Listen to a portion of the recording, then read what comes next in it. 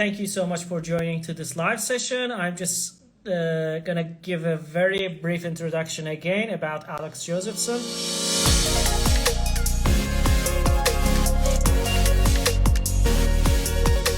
Alex is gonna join us from Toronto, Canada. Alex Josephson studied architecture at the University of Waterloo and in Rome. He co-founded Partisans Architecture in 2012 with Pooya Baktash after dropping out of Architectural Association School of Architecture, AA.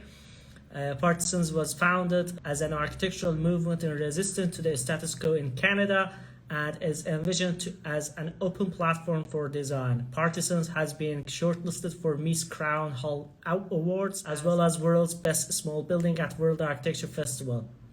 In 2020, Partisans was awarded Best Emerging Practice in Canada by Royal Architecture Institute. So thanks for staying with us, guys. I will invite Alex to join. So thanks for joining. You're just wearing your own t-shirt. You designed your own t-shirt, right? Yeah, Smear campaign. It's one of our products. Yeah, Yeah, amazing. We designed them. They're made of, like the caulking that you use in buildings to seal windows. Yeah, amazing. Yeah. Thank you. Yeah. So Alex, thanks for joining. It's I'm super excited for this discussion. But before going to interview and asking my questions about your project, about what are you doing, first of all, can you briefly introduce yourself to our audience and how did you start your practice? What is your story of becoming an architect? Yeah, totally. First, thanks for inviting me. I've been a fan of yours for a long time, probably a couple of years. And it's amazing just to see 200, 300 people from around the world watching like this. It's Easter, so happy Easter to everybody from Egypt to Canada to China. It's amazing to watch the amazing audience that you have, and I'm so happy to be here. So yeah, Partisans. So Partisans started as a kind of idea.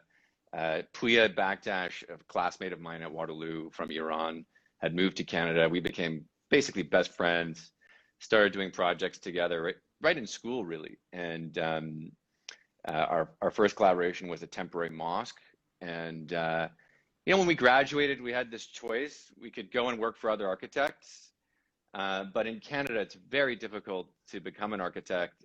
I only got my license just a couple of years ago. And I like that I'm PA Talk 39 and I'm 39 years old. So it's like it's a birthday gift for you. But no, I think Partisans was started in a sense as a kind of resistance to the status quo, where you go and you spend your most creative, productive years slaving for other architects until you're 40, and then maybe you could start your own studio. And the idea was really to begin and to resist the classical path that you would take. And so we started Partisans. We called it Partisans because partisans fight for a cause, and in every project you're fighting for a cause, you're fighting for a party, you're fighting for a concept, and you have to protect that concept. And I think that in architecture, the battle is to win the protection of your concept and your idea on all projects. And so this is a perfect name, I think. And fundamentally, Partisans is a word that describes a group of people who believe in a cause, political or otherwise. And architecture is fundamentally a political act. Like, you need dozens of people, if not thousands of people, to support your work to get anything done. So we thought it was a great name, and Pooya and I have been working together ever since. We're going on, since school, so known each other for 15 years.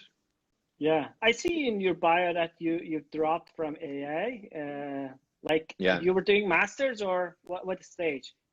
Yeah, so basically, I had traveled all over the world. I studied at Waterloo, but had jumped between Los Angeles, New York, Rome, just working for people, working for studios, studying at other institutions.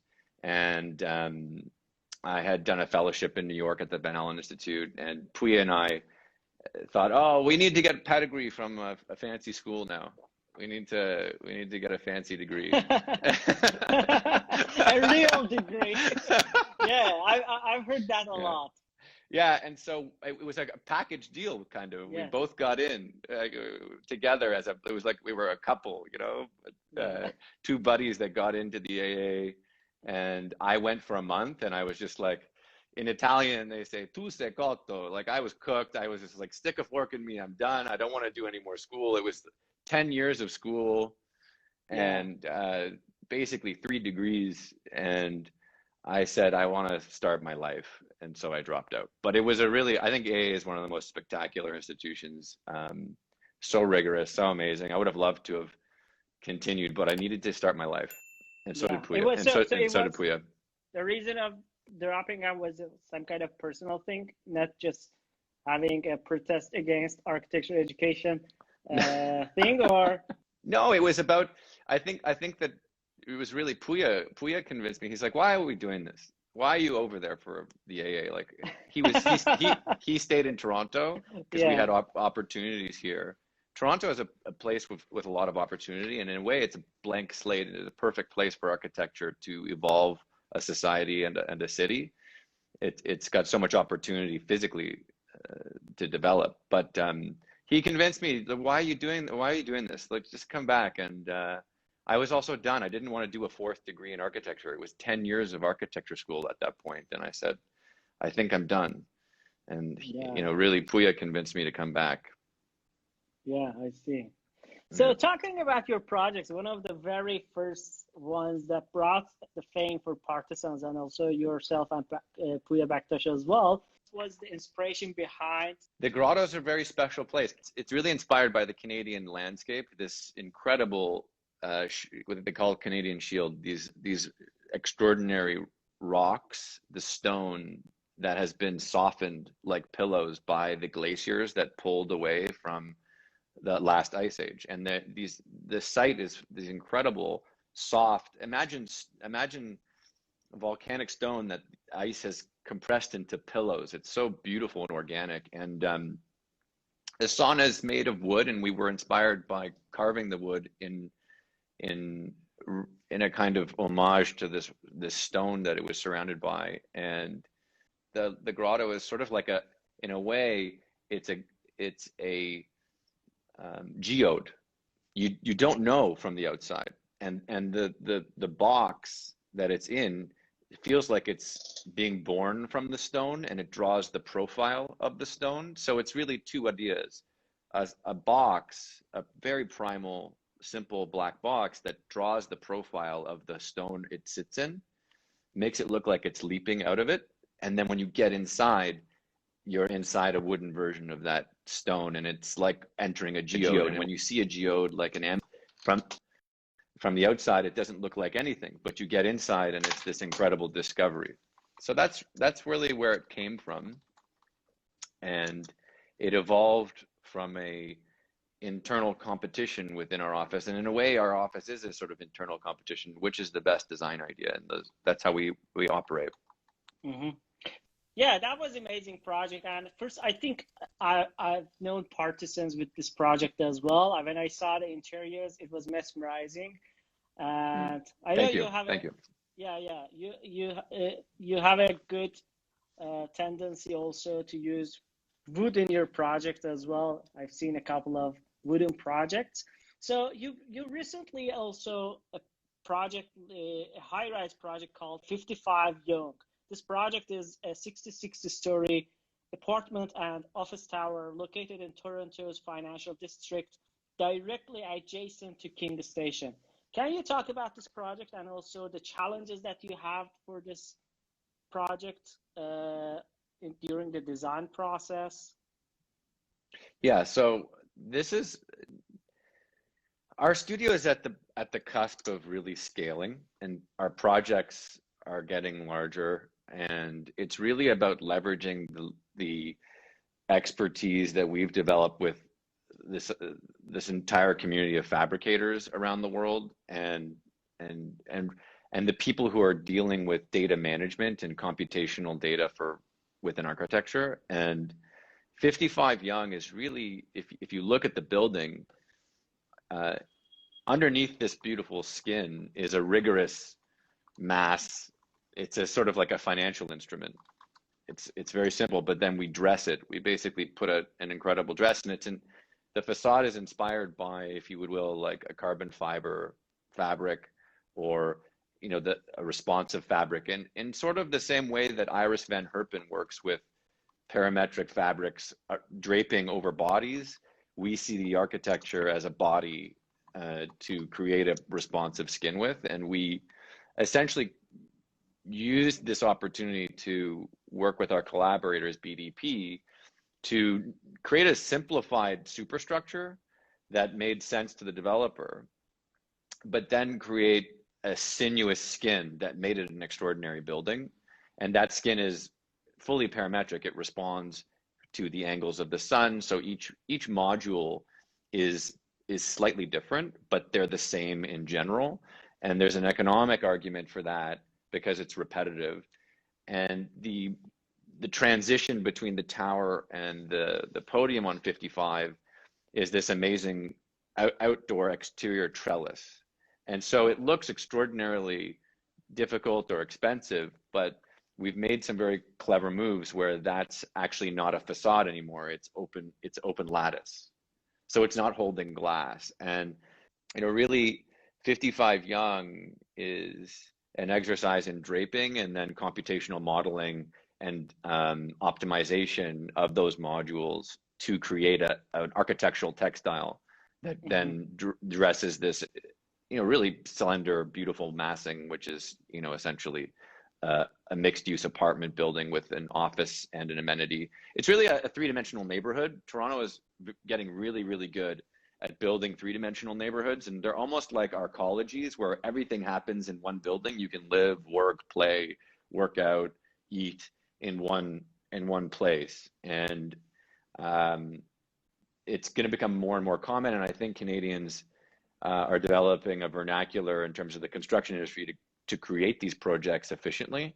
And so now we're just getting into a moment in Canada where it's very exciting, and everybody who's watching, if you're a young, talented architect, we're hiring.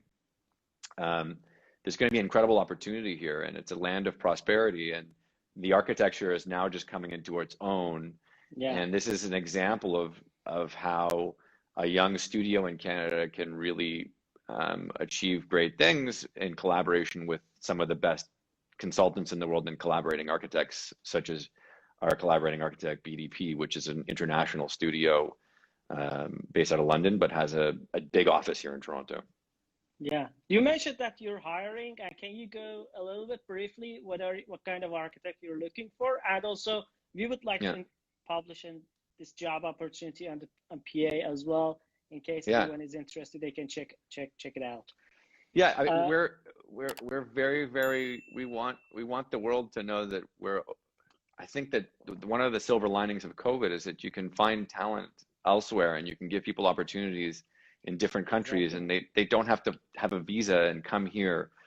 You can contribute to projects, and if you do want to come here, we can help that happen as well. And after all, it's Canada. Who doesn't want to be in Canada? Exactly.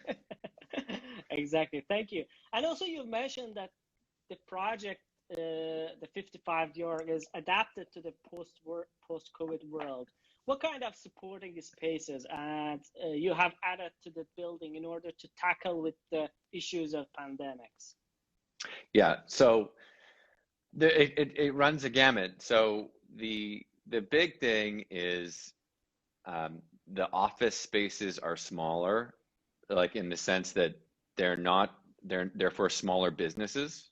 So it's not about shoving thousands of people into a small space. The office spaces themselves are designed for a more generous space allocation for an office versus just cramming people into a small space.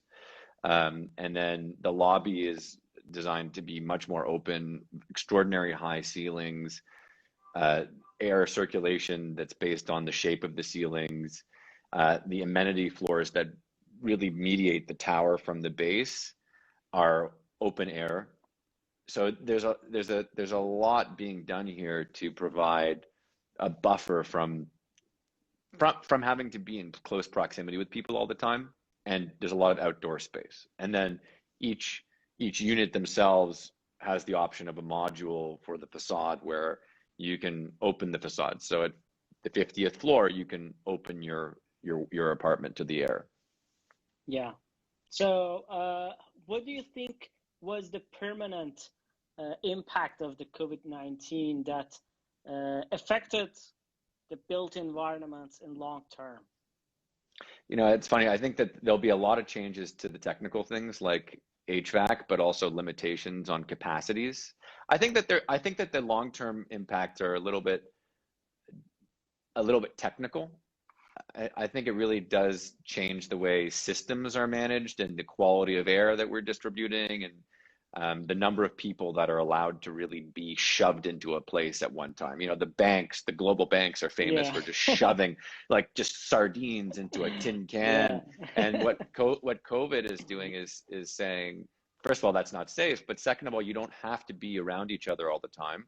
Yeah. You can work remotely in shifts, but also you don't have to have meetings all the time face to face. And I think that that makes the world a more efficient place, to be honest with you. Like, important meetings should happen in person, but process meetings don't. And I think what it's actually going to make is a more productive construction and architectural industry because of the fact that you don't have to be beside people all the time.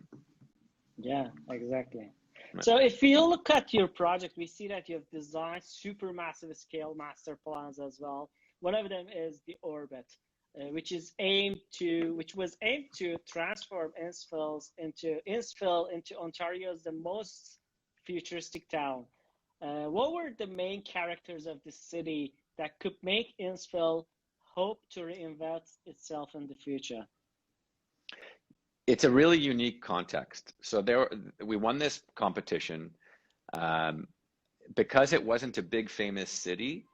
Not a lot of people knew about it. And we won this competition, and it all revolves around a piece of transit infrastructure. So the Regional Transit Authority picked this place between Barrie, the city north of Toronto, about 500,000 people, and Toronto, about 6 million people.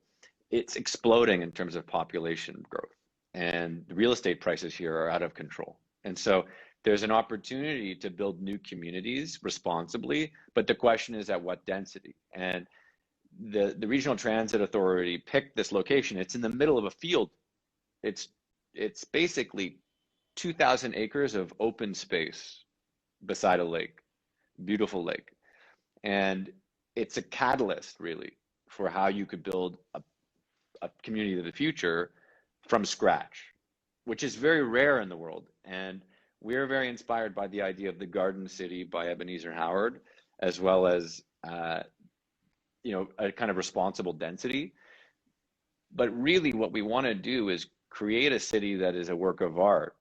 There's no reason that we shouldn't build new cities, build for new density in a way that people who live there are proud to be there, understand that they're living in something special. But because it's not in Toronto, it can be built and offered at prices that are much more affordable. So you're talking about an opportunity that's really unprecedented globally in a place that the whole world doesn't know about, this Innisfil. And yeah, it's a really special thing, and we're very, very lucky. And the developers, Cortel, that own most of the land, have been super supportive of us, which is extraordinary. It's a very conservative place, Canada, as you know. So very risk averse, and this kind of a project is so bold, and it really allows for the potential of the possibility of the future to be tested out. And the next thing we're doing is we're going to start with the transit hub, and then we're going to go out, and it's going to start to get built out. And we're working on that right now in collaboration with an amazing consultant team and the town of Innisfil, as well as Metrolinx, the local transit authority. So you're currently working on the master plan to the construction phase? Well, they've already. So we've had 4 approvals, two unanimous approvals, and then 2 almost unanimous approvals. So it's approved, and right now we're in the construction documentation side. It's actually happening. It's not just, oh, we do a fancy, pretty drawing. It's really happening. The secondary plan. Oh, yeah, it's, and I think that that's what we bring to the table. It's not just a talking head or big ideas or paper tiger. It's about understanding the the way that architects need to act to get things built. And I Yeah, think that that's part of our expertise. It's not just craftsmanship. You know, you mentioned we do some things in wood, but we do things in all sorts of materials. It's just yes, that, uh, you know, our expertise aren't just material or computational driven. It's politically driven. yeah. And what kind of infrastructures you're adding in the city? So the Like let's say we're having Hyperloop, or we're having high-speed internet, Wi-Fi, or drone ships, or what are the infrastructures? Yeah, so we've talked a lot about that with the town, and the town of Innisfil is one of the most progressive towns in the world. They were the first place to actually have their transit system run by Uber. So the public transit in Innisfil is Uber. So the Like, the mm, municipality actually pays for your Uber. You only pay $5 or so seven no dollars. personal car? No, you can Oh, take that's you. amazing. There's no buses. There's no trains right now. It's just Uber. That's the public Oh, transit uh, system, and it's an extraordinary experiment. It's worked very well, and it's less expensive than owning your own public transit system. And it yes, allows people who need to make money to essentially form the spine of a public transit system that's a yes, networked shared economy, which is yeah, fascinating because that's a little town in the middle of nowhere, Canada, and they were the first. yeah. Which I've is I've read about this feature of future cities in just in books, not even in the movies. That's yeah, amazing. Yeah, and you can pay your bills in Innisfil with Bitcoin. I mean, it's incredible. Like the Innisfil is run by one of the most progressive groups of planners and politicians in probably in the world. It's a little town. It's a kind of beautiful yeah, romantic story in a way. yeah, amazing. Yeah. Any other infrastructures to be added there? You were just saying Yeah. I just So got we're into. we're so we're we're working on the train station. So Partisans is designing the train station right now. In terms of the construction documentation, we're getting approval from the Transit Authority on the design for the train station right now. So there'll be two tracks and a potential expansion for more, two platforms for trains, and that's regional transit. So that's like RER, and those will be electrified in the future. And then there's Uber, and then there's bus. So we're building bus, train, and then we're facilitating network, uh, shared transportation network. Yeah, amazing. There'll be So, there'll be drones and all this other things, and that's part of the city's policy planning. You've got to essentially create a digital twin of the city 50 to 1,000 feet above virtually to deal with wow. that, and Innisfil is actually working on that. So, no, human carrying drones, or normally delivery drones like Amazon or Well, this kind of stuff? I think that the orbit is one of these things that if and when we get to, you know, building these out, I believe we're going to start construction next year. Um, the potential for these infrastructures of the future to be built into this is so real. You There's no reason you wouldn't be able to do drone ports or uh, you know helicopter drone taxis and stuff like this. When you're building a community from scratch, you're able to talk about the potential of technologies of the future and accommodating them. Same with less romantic things like sewage management, waste management, all the things that people want to ignore and kind of, you Yeah, know. exactly. So, Yeah. you've mentioned actually my current question a little bit. What makes a city smart? It's not just about living inside a home that you can control lighting or these kind of stuff, or just connecting with Wi-Fi. What makes a city smart? Good question. I think that what makes a city smart is its ability to constantly adapt.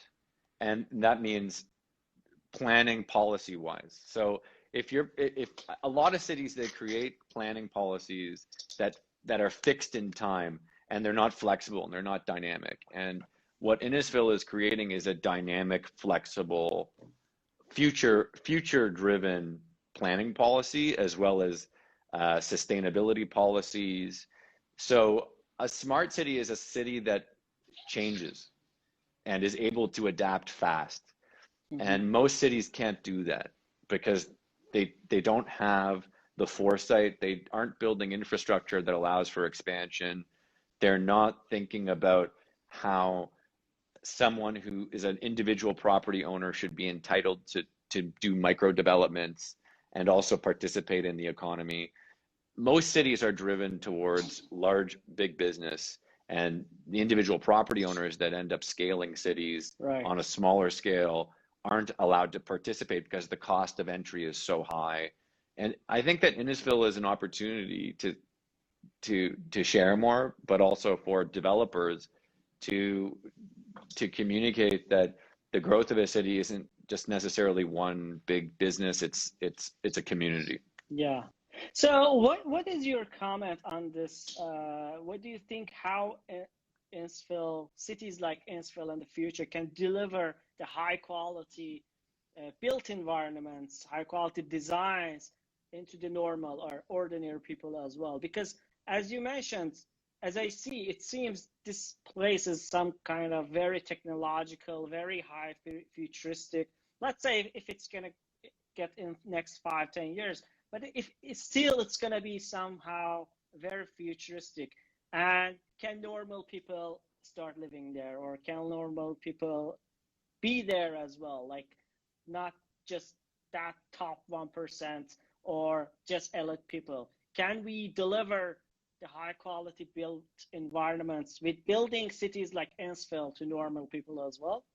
Absolutely. And that's the whole point in the orbit. It's going to be offered at, like, the average price in a city like Toronto is now $1,000 a square foot for a condominium, US dollars. That's the average in Toronto. It's so expensive in Toronto to buy a house, buy a condominium. In Innisfil, the cost is going to be much less than that, and the architecture will be a high quality architecture. And the reason that is you have participation between the private developers involved and the public institutions that are running the city to allow for the developer to build better within the system in place. And also the land costs there are completely different than Toronto. What happens in big cities, you have this endless cycle of speculation, and so real estate prices go through the roof, and your embedded cost per square foot, just in terms of the cost of the real estate, makes the final product extraordinarily inaccessible. And so you have these cities that are just for rich people. Innisfil will have a very different dynamic because the base cost of the land is lower, and it's also being built in a different way. It's being procured in a different way, and that allows the architecture to be achieved at a better efficiency cost-wise, and you can also build better because of the context. And do I think they'll be the best buildings in the world, the most like exotic condominiums in the world? No, that's not economically viable because that's not what this is. We're not building along the High Line. We're building in a town north of Toronto, and it's going to be beautiful. It's affordable, and it's going to be it's really for the middle class and a larger spectrum of people. It's not for the wealthiest people in the world. It's not what it's built for. Is it invested by like public governmental institutes or private companies? Well, we're hoping that the government and as well as industry comes on board to build institutions as well as factories and manufacturing in the orbit. But right now it's being built out by a few developers that own most of the land, and they're very ambitious and they're very patient. And it's a very different situation where a developer buys a little plot of land for an absurd amount of money and has to go and flash fry it and sell it. And it's very different. They're very patient, and they're building a community, and they've owned the land for a long time. Yeah, amazing. Love the project. Yeah. We love it too. Thank you. You're welcome. So what is your design philosophy? What's our design philosophy? Personally, yeah. Well, it's complex, right? we have a series of research interests and design languages that we are interested in. Design philosophy.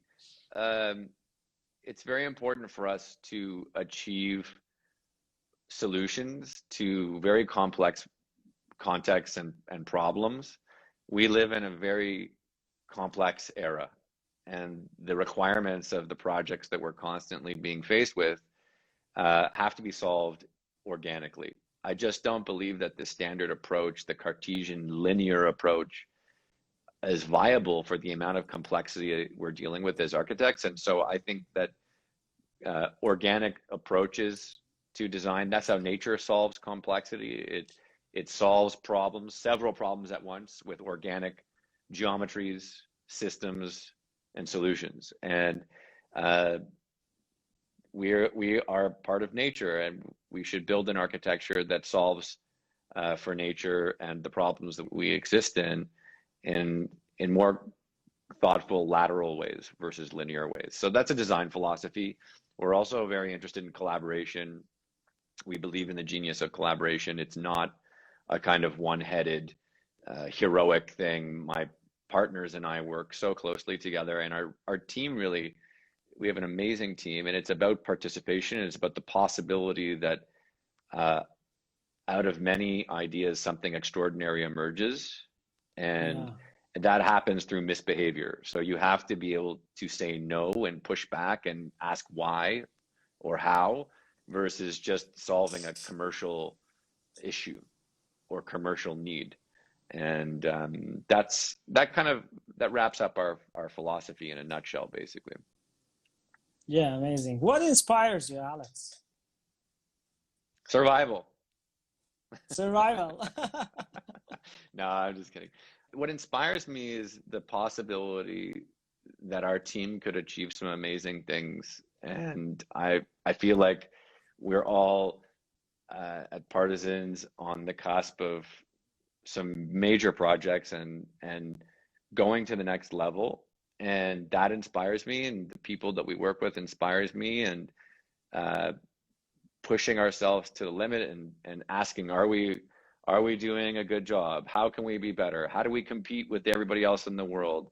It's really the challenges inspire us together, and I couldn't have imagined we'd be in the place we're in right now 8 years ago when we started, and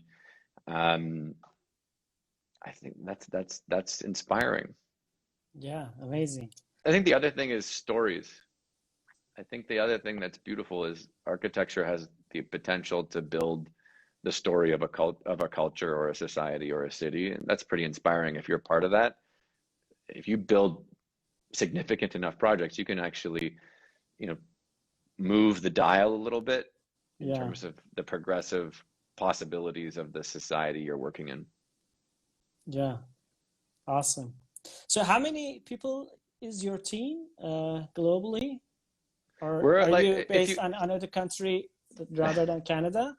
Yeah, we want to start doing work globally, actually. We've done a couple of projects in other countries, one in Poland, one in a couple of proposals in the United States, competitions abroad. So we're constantly looking to find our projects around the world. We'd love to open an office somewhere else, but if you add up all the collaborators that are working with us, even some architects in other countries that we work with on projects, like even young people that we hire on a contract basis, we're about 20 people, and we'll be growing more soon, hopefully. Yeah, amazing. Love it. Yeah. So how do you define a good architecture, Alex? How do you define good architecture? It's so funny. I give you a story. When I came back from Rome and I visited my parents, I don't know about your parents, but my parents are pretty kind of conservative. They're lovely people, but their taste is very classical, right? And they had a Restoration Hardware catalog. Do you know Restoration Hardware? No. It's this giant company that makes, essentially classical furniture and anyway, they had this catalog on their counter, and it's like, what's good for my parents or most people is not good for me.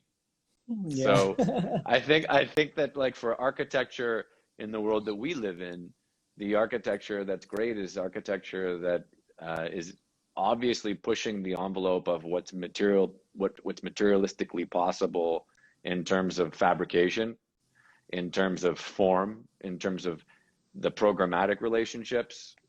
These things to architects like us matter a lot. Um, but to my parents, it's meaningless, right? Yeah.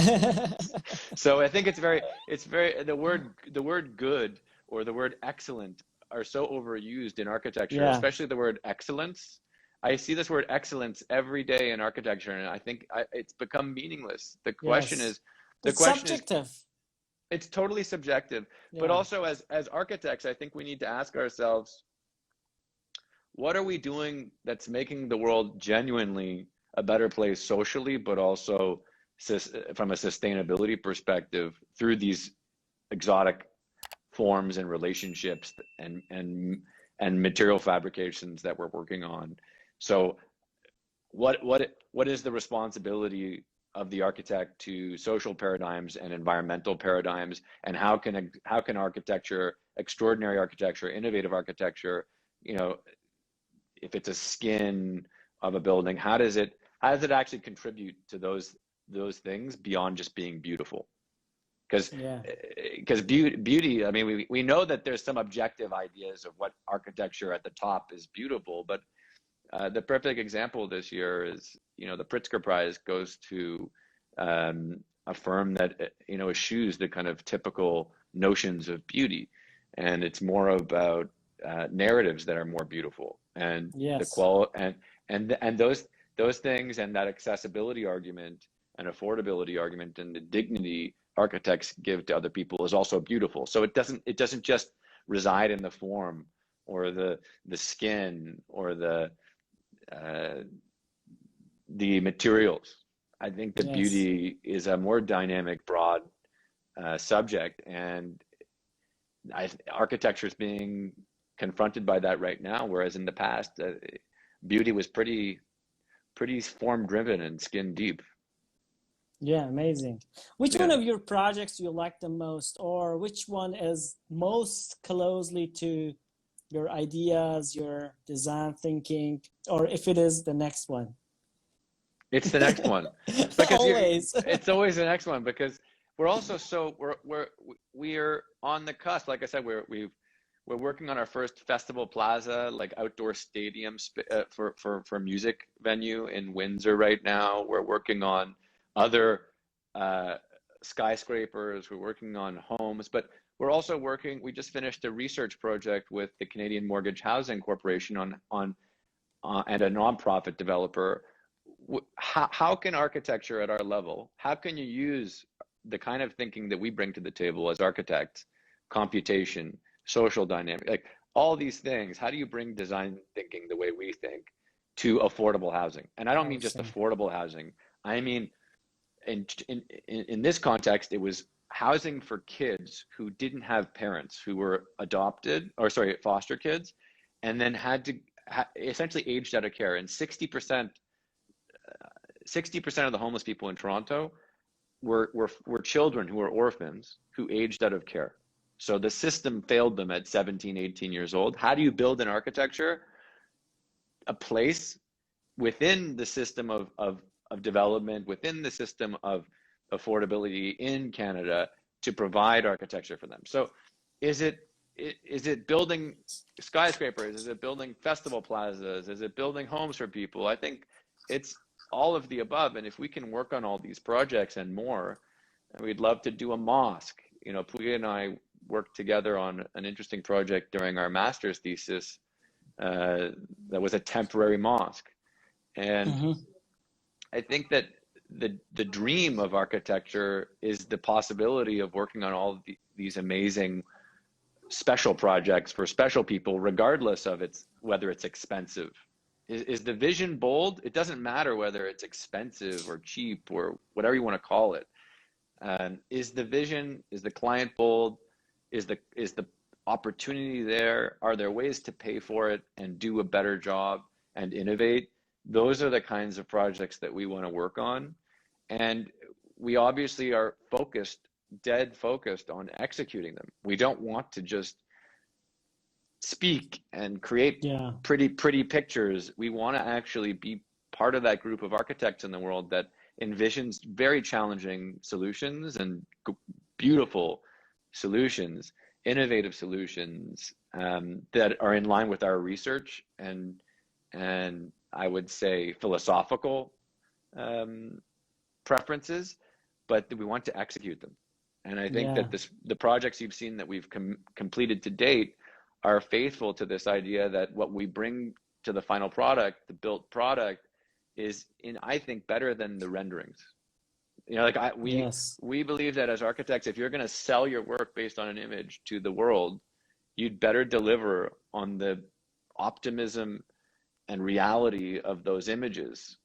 You can't just say, I'm going to build you this and then, oh, oops, bait and switch something over here. So we're very focused on bringing what we say we're going to bring and having fidelity to that and developing the expertise and working with the greatest experts in the world to deliver that work. And I think that's what you can talk to any great architect that we admire. That's what they do. They somehow make these things come into the real world, and that's a huge inspiration.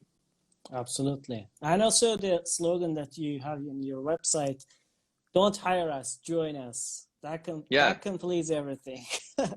Join us.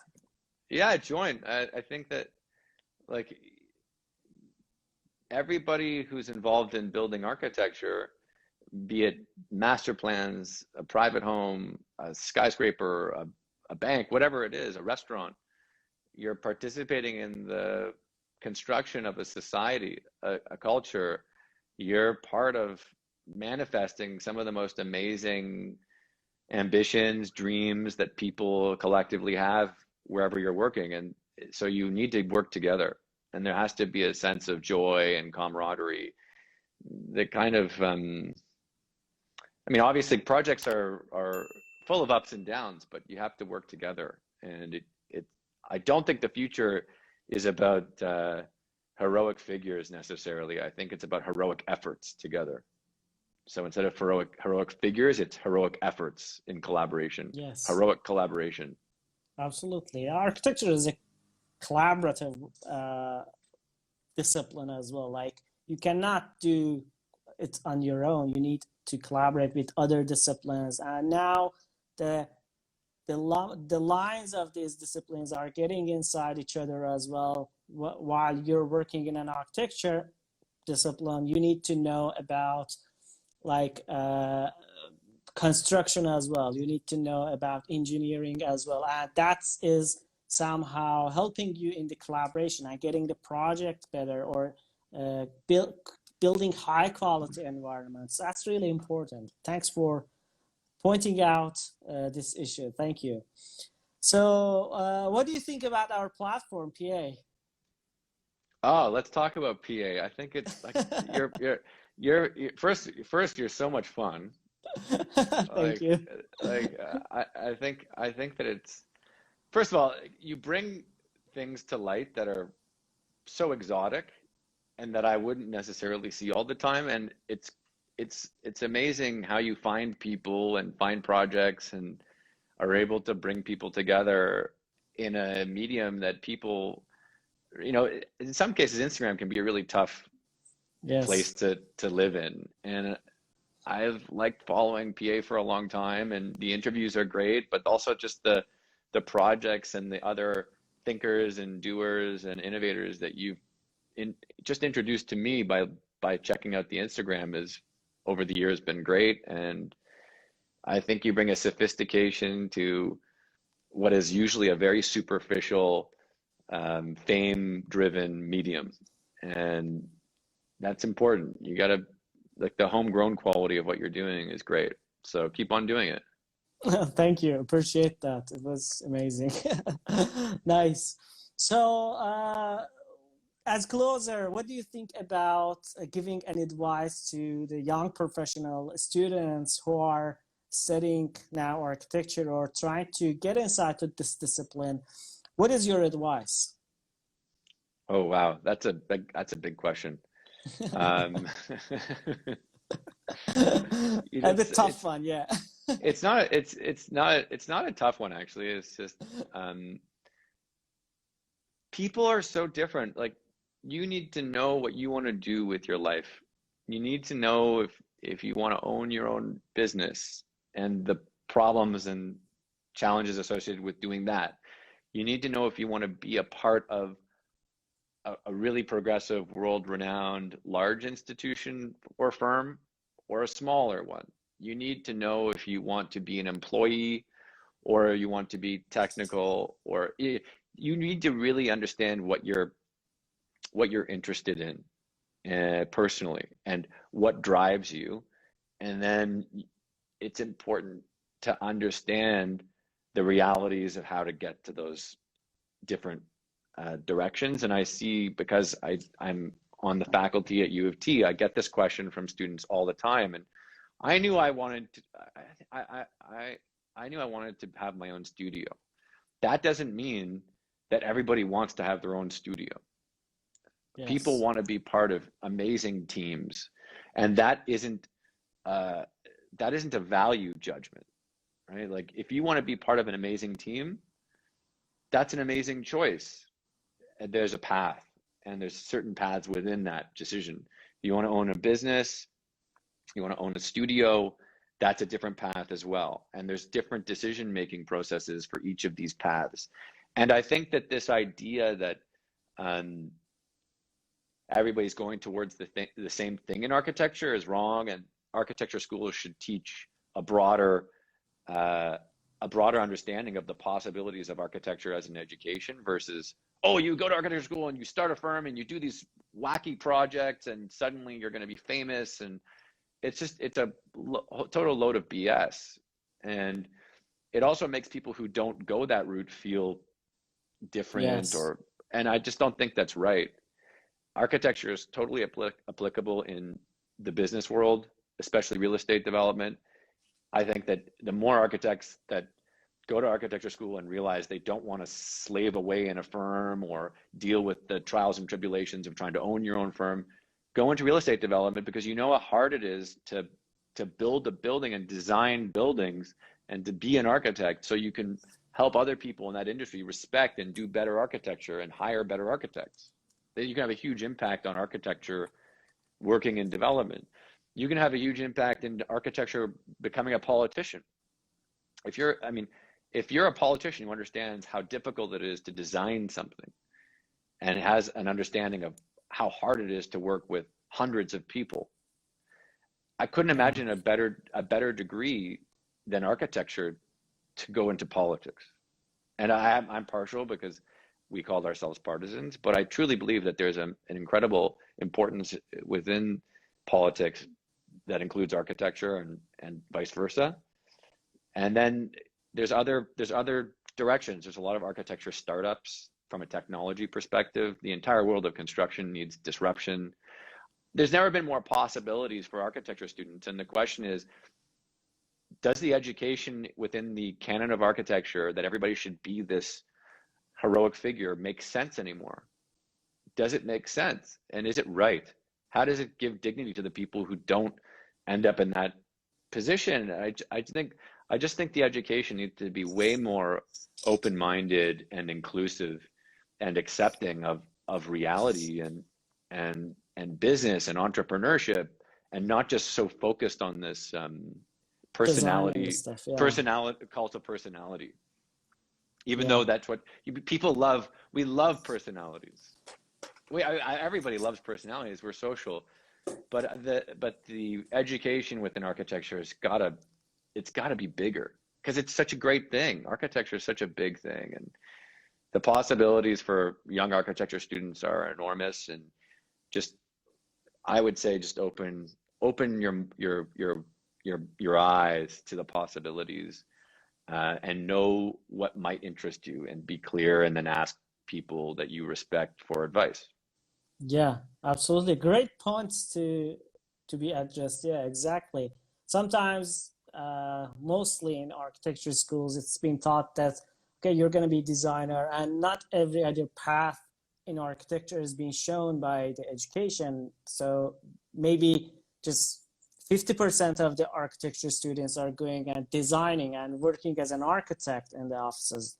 The other 50 is just doing the projects, the things that are related to architecture. For example, the media is one of them, or like nowadays working in software companies to develop applications, softwares for architecture. That's why an architect is needed to be worked there. So these are the possibilities that sometimes are not being shown in the schools, and that's a way how and the students get lost, like after the school. They get lost, and they're also forced to use software that doesn't make sense. Like everybody is coming out of school needing to learn Revit right now. Partisans is like, we don't even want to use that software. It's so bad.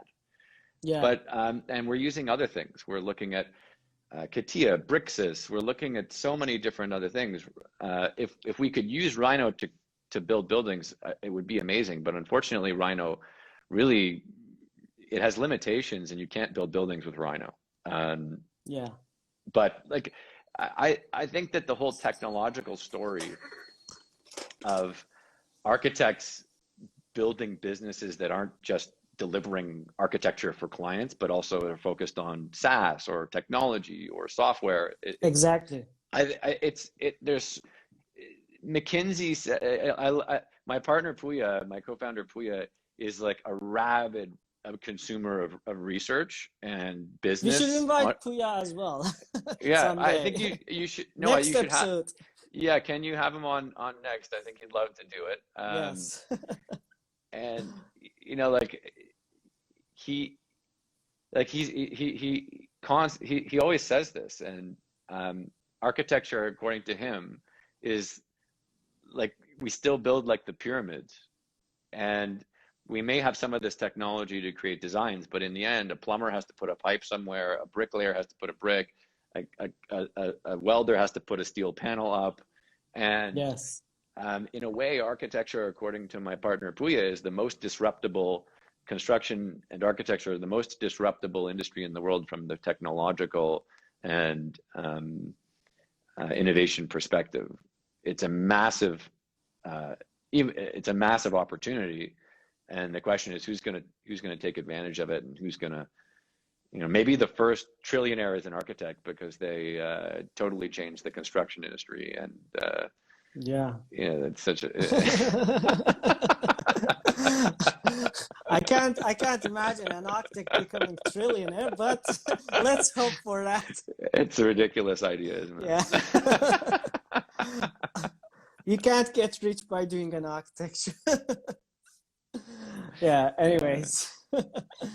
Not to we should end on people. We should end on a high note though, because you can, I think that there's so many, if architects work together to protect our dignity and be innovative and challenge the world, we should be able to be prosperous. And I think that the idea that architects shouldn't be prosperous economically is just not. We have to fight against that. We're providing the expertise and the know-how to create an extraordinary amount of wealth and prosperity for not only the places we live in, but our clients. And there's no reason that architects shouldn't participate in that creation of wealth in exchange for creating beautiful and performative architecture. And as much as we like to talk about architecture and architects as these, again, personality cults, these are entrepreneurs. These are business people. They're running massive studios with massive amounts of liability and responsibility. And that is something that isn't talked about enough. Yeah, there's a reality to all this. Exactly. Amazing. It was such a fun discussion. I really enjoyed it. Thank you so much, Alex. Do you have any final points to add to this discussion? No, I'm looking forward to just doing more work and coming back on. I want to see you again, and when you come to Canada, when COVID is sort of over. Under a more not over. It's never gonna. I don't think it's ever like this idea that it's over. It's never gonna be. we accept, but like I can't wait for you to come to Toronto, and you know, the moment it's possible, I'd love to come back to Istanbul. It's such an amazing city. Come back to the bazaar. Come back to Nishantasi and Karakoy. And I can't wait. It's such a great city. Love it. Love it. Actually, I live in come here. Nishantasi. In case you came here, just give me a call. I'm gonna ring you. Yeah, absolutely. Love it. Great discussion. Thank you so much. Appreciate that. It was such an inspiring one, and I enjoyed it a lot. Hope in the future we can do this again. Thank you. Yeah, me too. I really appreciate it, and looking forward to see you again soon. Bye, everybody. You. Have a nice day. Bye. You too. Bye.